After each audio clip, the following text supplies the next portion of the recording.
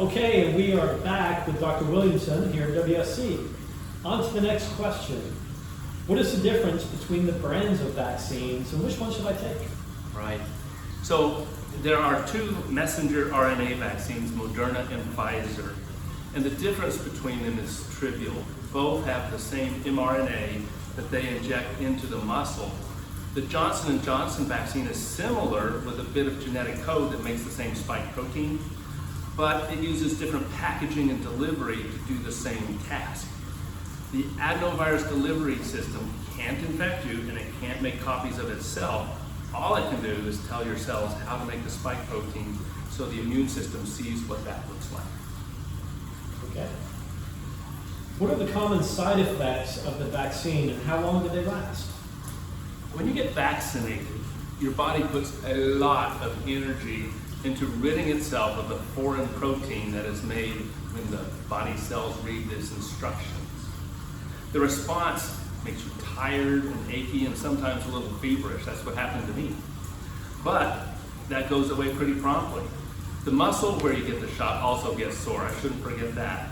But both of them go away within 24 or 48 hours in the vast majority of cases. Great. That seems like a small price to pay to get it.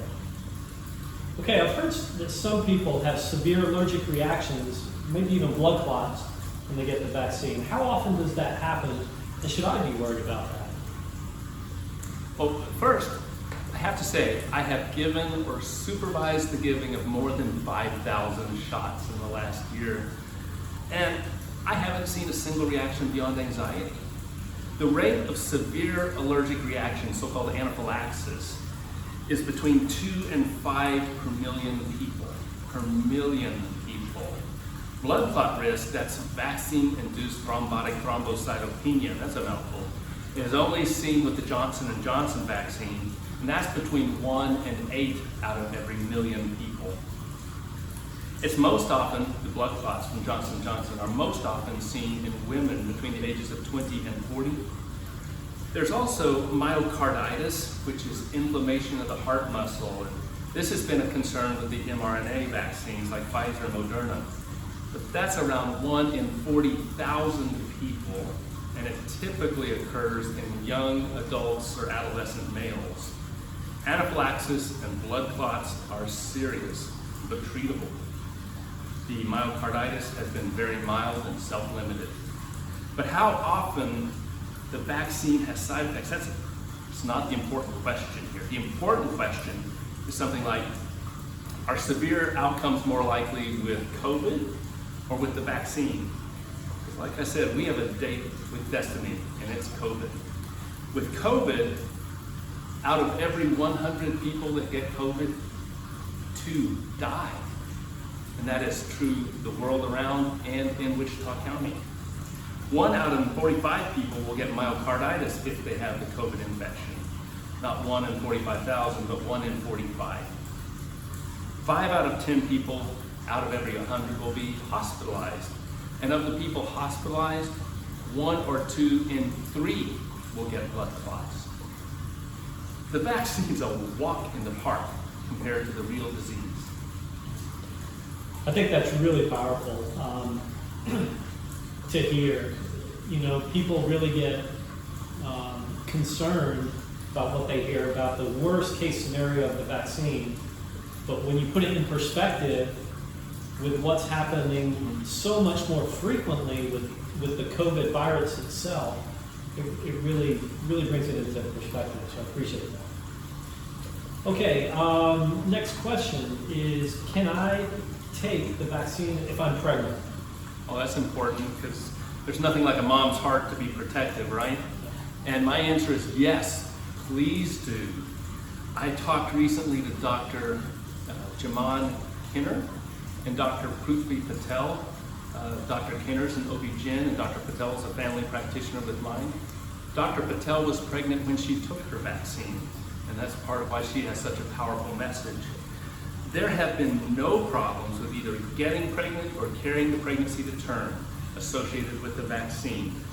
There have been several cases locally of women who had COVID when they came in and delivered, and they didn't see their newborn for a month because they were in intensive care. Get the vaccine. It has no effect on pregnancy. Great. I think that's great information for those who are concerned. What are the risks of an unknown long-term side effect of the vaccine? I mean, how would anyone know what that will be if the vaccine hasn't been around very long to test it? Yeah. Well, the future isn't for anybody to know, so nobody can give you an absolute answer to this. However, the COVID vaccine has been used in the United States for almost a year, and experience with other vaccines suggests that you don't see any long-term side effects that develop longer than 2 months after the vaccine was delivered. We are way past that with the COVID vaccine, and we're not seeing any. The possibility of a long-term side effect popping up is not zero, but it's so close to zero, it's indistinguishable. Okay, good to know. What is the vaccine actually made of? In other words, what kind of chemicals are being put into the body? And is this any different from any other vaccines?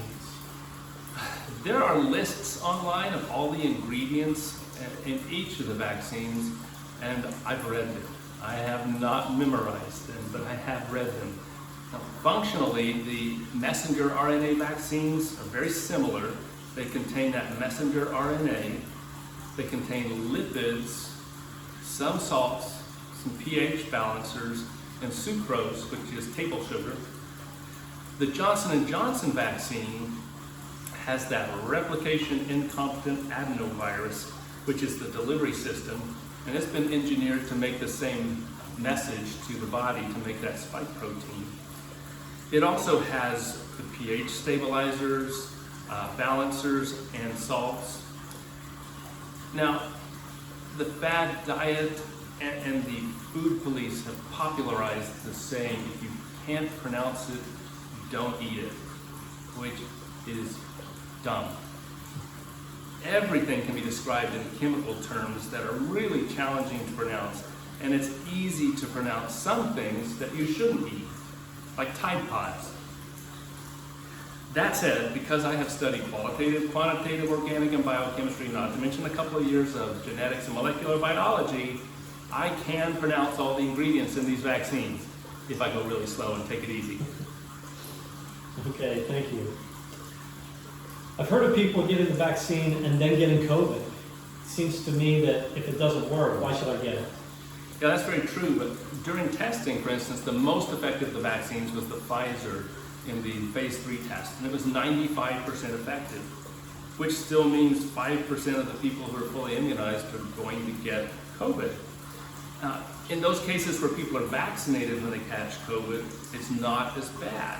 That means the vaccine is still working even if you catch it.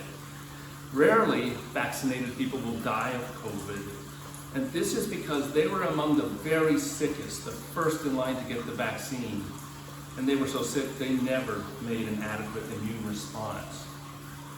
So the vaccine is effective.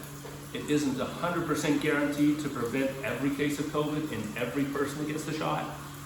No vaccine does that, but it will prevent 4 out of 5 cases and make any case you get less severe. The vaccine works great. Okay.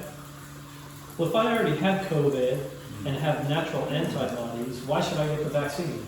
This is a really important question because it's a true question and you don't hear much talk about it, do you? But the role of post-disease antibodies is currently being studied, and I think people that show up on the news don't like to talk about things until the studies are done. But there was a recently released Israeli study that convinced most of us that you do get immunity if you were seriously ill enough to be hospitalized, produces robust immunity. The confidence, though, it fades out with mild illness or asymptomatic illness where you didn't even know you had it. On the other hand, the best immunity that we find is in people who got sick and then got vaccinated. They're the most bulletproof to COVID of anybody. Now, that isn't meant to imply that I'm recommending you go out and catch COVID and then get vaccinated. Because when you get COVID, you risk your life, your health, you risk passing it on to other people. And if you happen to have had COVID though, the immunity gets better with the vaccine, plus the vaccine is safe. So if you had COVID, why not get the vaccine?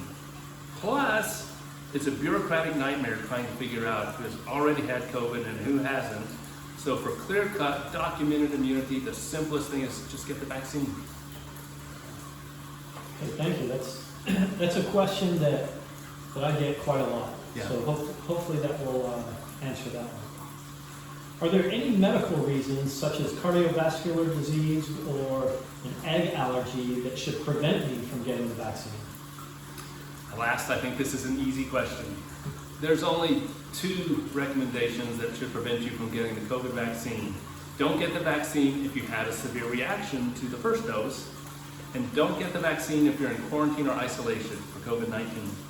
And done. That's it. Except to say, if you do have cardiovascular disease, you need to be first in line to get the COVID shot, because that virus is going to try and kill you, and the vaccine will protect you. Thank you. How much does the vaccine cost, and where can I get one? During the pandemic emergency, the vaccine is free. It's provided by the federal government.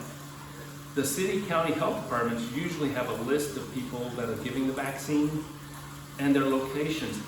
Now, if you're local, my office at Midwestern State University is providing the vaccine, and it's not just to students, it's to anybody that wants it. Just call and make an appointment, we'll vaccinate.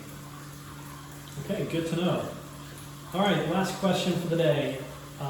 If a person were to have any other questions, who's the best person to talk to about the vaccine and COVID-19? Your personal physician is usually the best source of information for both disease and you individually. But there's also hotlines available at the Public Health Department, and they're staffed by people who have been dealing with this throughout the pandemic. Okay, well that concludes my questions for today. Dr. Williamson, thank you so much for joining us today. It's my pleasure. You know, I'm here because I've seen the worst of COVID, and I don't want that for people. I want them to have good, full lives. So I'm happy to tell you about the COVID vaccine. Well, again, thank you very much, and I hope the information you provided will make some of our people feel a little bit better about the decisions that they're going to have to make in the next few weeks or so. I hope so. Thank you.